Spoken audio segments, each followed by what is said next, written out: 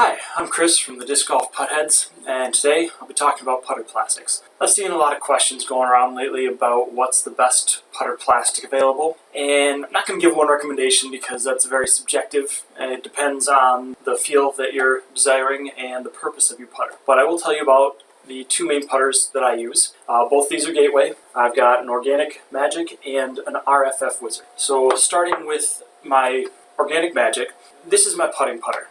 I typically use it inside 100 feet for the majority of shots within 100 feet, so keep in mind as I go through this that I don't throw this with a whole lot of power. I absolutely love the organic plastic. One of the main reasons is that it's grippy in all weather. Whether it's warm or cold, it still holds grip. Even when it gets wet and icy, it's still very grippy, and that's very important, especially in the Midwest. I'm in Michigan, and that we get a lot of varying weather around here. The organic material is actually rubber, not a plastic, so that gives it a pretty soft feel without becoming too flimsy, and that helps in a few ways. The first way is consistency. A lot of the really soft discs are often less consistent, but the organic plastic has the feel of a soft putter but keeps the consistency of the mold. It's got the feel of a little bit firmer of a mold. That also helps grab the chains. I don't get a lot of spit outs. Keep in mind I am throwing it fairly softly. It's also nice plastic because the organic rubber doesn't produce a lot of extra glide. Where some people do prefer to have more glide in their putters, the Magic is already an understable mold with significant glide, so I don't want to add a lot of extra glide that a premium plastic might add. By keeping the glide down, it does help keep the putter a little bit more controllable. You do need to be careful because the rubber does make it springier than some of the other soft plastics, especially if you're throwing it with power. It might have a tendency to bounce harder off trees or even off the inside post of the basket. I have seen that occasionally when I've thrown this a little bit harder. One of the other big disadvantages to organic plastic is that it varies between runs. I've actually got two Organic Magics that feel completely different, although they do fly exactly the same. And feel of the putter is very important, especially when you're talking about nose angle and trajectory. You really need to have a consistent and good feeling putter. But as long as I find some organics that match, it's not a problem for me.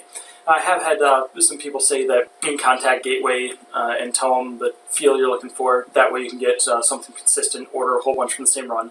But it's still a little bit difficult. It's not guaranteed, and especially when you're buying online, it's difficult to really tell what the field's going to be like. Obviously, this hasn't been enough of a disadvantage to stop me. I still love my Organic Magic. So, switching over to my secondary putter, this is an RFF Wizard. That stands for, I believe, really friggin' flimsy. Just so you can see how flimsy it is. It's quite flimsy. That leads to a great feel, so I love it. This is primarily an approach putter for me, usually 100 feet out or more, up to 250 for long anhyzers. I also use it as a secondary overstable option for enclosed hyzer putts. This is the softest plastic that Gateway makes and has a great feel. It is very grippy, similar to the organic. I actually feel the organic's a little bit grippier, but this is pretty close. And when it gets wet and cold, this still has a great grip. Another great thing about this is that it's so soft that as it gets really cold, especially if we're playing in 10 to 15 degree weather out here in Michigan, this mold doesn't become overstable like a lot of putters will, and that's simply because it's so soft. It still performs quite well in the cold. Although when it gets to 80 degrees or more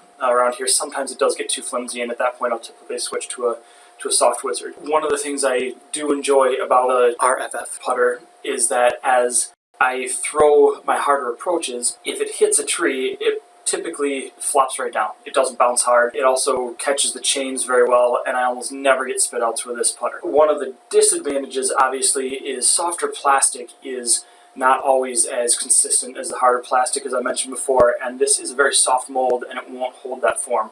So not only does it lose its touch over time, also can be a little bit less consistent when throwing longer distances, and I can't throw it as hard. You may know that a lot of softer plastic in general can't hold the same torque that the harder plastics can hold, so I typically don't throw this at 100% power. I usually use a fan grip, and that way it performs pretty well. At times when I am starting to lose my feel, especially on the soft plastic, I will switch to a hard Wizard so I can get a little bit more consistent, but at that time, the hard Wizard does have a tendency to slip out of the chains a little bit better. Now, I do have other putters that I use for driving, and they are in different plastic, but I'll get to that next week. Puttheads signing off. Thanks for watching.